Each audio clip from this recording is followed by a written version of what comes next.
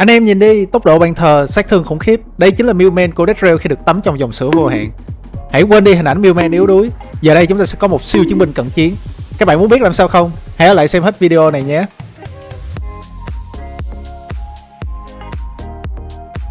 Chào mừng 500 anh em đã quay trở lại với kênh của Professor Robo. Hôm nay mình sẽ mang đến một giáo án có thể thay đổi hoàn toàn cách nhìn của anh em về class Millman trong Deathrail. Không còn là một support mờ nhạt, Millman với bất sữa vô hạn sẽ trở thành một con quái vật thực sự. Bình thường để có được sức mạnh tối đa, Millman phải liên tục tự đổ sữa lên người, mà sữa thì lại có hạn. Nhưng nếu mình nói với anh em có một cách để dòng sữa đó không bao giờ cạn thì sao? Sức mạnh đỉnh cao sẽ được duy trì vĩnh viễn. Video này sẽ hơi dài một chút để mình giải thích cặn kẽ. Và như thường lệ, một like, một subscribe và cái chuông cho Professor Robo để không bỏ lỡ những bí kíp võ công nào nhé. Nếu video này đạt 100.000 view, mình sẽ tổ chức một buổi giveaway tặng class hoặc tàu bất kỳ. Chi tiết cách nhận mình sẽ để ở phần mô tả và trong bình luận game. Cảm ơn các bạn.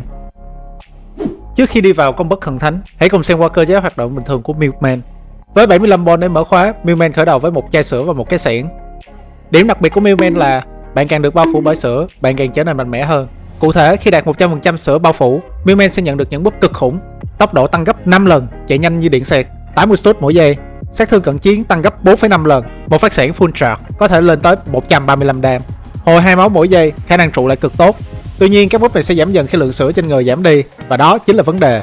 Làm sao để sữa không bao giờ cạn? Và đây, câu trả lời nằm ở hai con bất sữa siêu đỉnh này. Anh em hãy tập trung cao độ làm theo chính xác từng bước mình hướng dẫn nhé. Một lưu ý nữa là làm được trên cả PC và điện thoại nên mọi người không phải lo. Bất đầu tiên mình đặt tên là sữa tắm vô biên, đổ sữa không mất, duy trì búp max liên tục. Đầu tiên là bất này sẽ giúp anh em đổ sữa gần như không giới hạn tại một điểm để duy trì búp 100% liên tục. Nghe như hack phải không? Nhưng mà các bạn hãy xem đây. Bước 1, tìm vị trí đắc địa. Anh em cần tìm một góc tường phù hợp.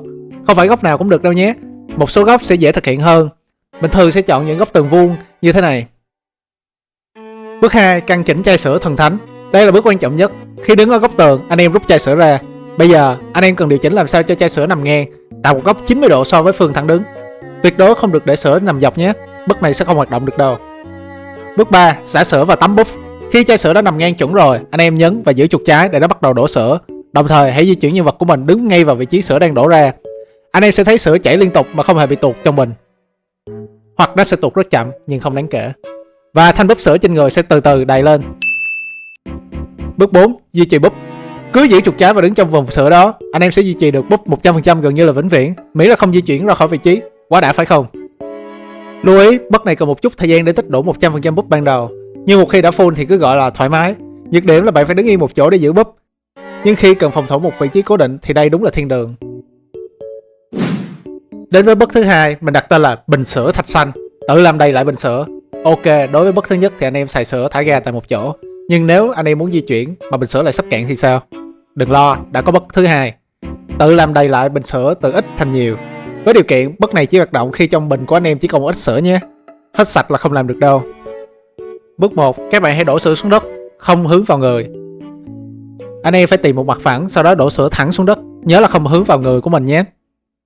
Bước 2, di chuyển nhích từng ly. Sau khi sữa đã đổ ra một chút, anh em di chuyển về phía trước, nhưng đi thật chậm, nhích từng chút. Quan trọng là phải spam liên tục nút di chuyển về phía trước, nút W trên PC chẳng hạn. Bước 3, quan sát kết quả. Các bạn cứ tiếp tục di chuyển chậm và spam nút di chuyển như vậy. Khi đó các bạn sẽ thấy một điều kỳ diệu, lượng sữa cho mình sẽ từ từ tăng lên. Có thể đầy từ 20% đầy lại 100% luôn. Đỉnh chưa? So sánh và lưu ý, cách này sẽ giúp anh em nhận được búp từ sữa, nhưng tốc độ lên búp sẽ không nhanh bằng bất thứ nhất. Bất này chủ yếu là để hắt thêm sữa trong bình khi anh em cần di chuyển nhiều mà sợ hết sữa. Sau khi bình đầy, anh em có thể kết hợp với bất thứ nhất để duy trì búp max khi cần. Mình sẽ gợi ý cho các bạn một số lối chơi về class Millman này. Lối chơi đầu tiên, các bạn có thể trở thành Flash cận chiến, vị thần tốc độ đệ nhất sát thương. Đầu tiên hãy nói về tốc độ và sát thương.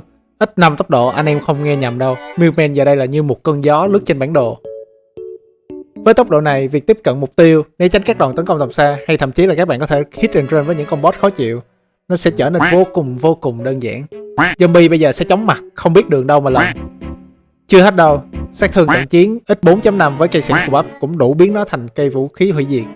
Những con zombie giờ đây chỉ cần một nhát bổ full charge là bay màu. Ngay cả những con trâu bò hơn cũng không trụ được lâu. Các bạn thử tưởng tượng một mình lao vào một bầy zombie, vung xẻng như một vị thần chiến tranh, dọn dẹp sạch sẽ trong nháy mắt. Cảm giác nó phê lắm anh em à.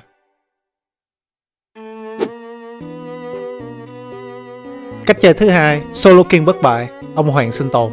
Với khả năng hồi 2 HP mỗi giây liên tục, cộng với tốc độ để né tránh và sát thương để kết liễu nhanh kẻ địch, bất sửa của Mewman trở thành một cỗ máy sinh tồn thật sự khi chơi solo. Những nhiệm vụ yêu cầu bạn phải tự lực cánh sinh, những đợt tấn công bất ngờ khi không có đồng đội bên cạnh, giờ đây không còn là vấn đề quá lớn nữa. Bạn có thể tự tin hơn rất nhiều khi chỉ có một mình trên chuyến tàu sinh tử này. Thậm chí việc farm tài nguyên ở những vùng đất nguy hiểm cũng trở nên an toàn hơn. Các bạn cứ thoải mái mà lượm lặt, có gì cứ bật bóp sữa lên mà chạy thôi. Cách chơi thứ ba, máy xây zombie di động. Với cách chơi này, các bạn có thể dọn dẹp bản đồ một cách hiệu quả. Khi đoàn tàu của bạn bị bao vây bởi hàng đàn zombie, ai sẽ là người dọn đường? Chính là Mewman phiên bản bất sửa này chứ ai nữa. Việc phòng thủ các vị trí trọng yếu, dọn dẹp các điểm nóng hay mở đường cho đồng đội sẽ trở nên nhanh chóng và hiệu quả hơn rất nhiều. Bạn sẽ là lá chắn thép, là mũi nhọn tấn công quét sạch mọi trở ngại. Lối chơi cuối cùng đó là hỗ trợ đồng đội theo phong cách gánh team. Mặc dù bất này không trực tiếp hồi máu cho đồng đội, nhưng các bạn đừng nghĩ Mewman không có khả năng support nhé. Một Mewman siêu mạnh, siêu cho bò có thể làm được rất nhiều điều cho team. Bạn có thể là người đi đầu mở đường, là người giải cứu đồng đội khi bị bao vây, hoặc đơn giản là tiêu diệt kẻ thù nhanh đến mức chúng không kịp làm gì đồng đội của bạn. Đó cũng là một cách hỗ trợ tuyệt vời đấy chứ. Phải công nhận là con bất sửa vô hạn này thật sự biến Mewman từ một class có phần lép vế trở thành một thế lực vô cùng đáng gờm trong Dead Rail, phải không anh em? Với sức mạnh này, việc farm ball, hoàn thành nhiệm vụ hay đơn giản là quẩy cho vui cũng trở nên dễ dàng hơn rất là nhiều. Tuy nhiên anh em cũng cần phải lưu ý một vài điều. Thứ nhất, đây là bug, nghĩa là một lỗi ngoài ý muốn của nhà phát triển, vì vậy có thể bị sửa lỗi trong các phiên bản cập nhật tương lai. Anh em nào muốn trải nghiệm cảm giác bá đạo này thì nên tranh thủ nhé. Thứ hai, dù bug có mạnh đến đâu, chúng ta chơi game vẫn nên giữ tinh thần vui vẻ, tôn trọng người khác. Hãy dùng bug để khám phá những khía cạnh mới của game, vượt qua thử thách cá nhân, chứ đừng lạm dụng để phá hoại trải nghiệm chung của cộng đồng nha. Anh em thấy sao về con bug này? Đã có ai thử và thành công chưa? Hay anh em có biết thêm nhiều bí mật, mẹo hay bug nào khác trong Dead Rail hoặc các game khác trong Roblox không?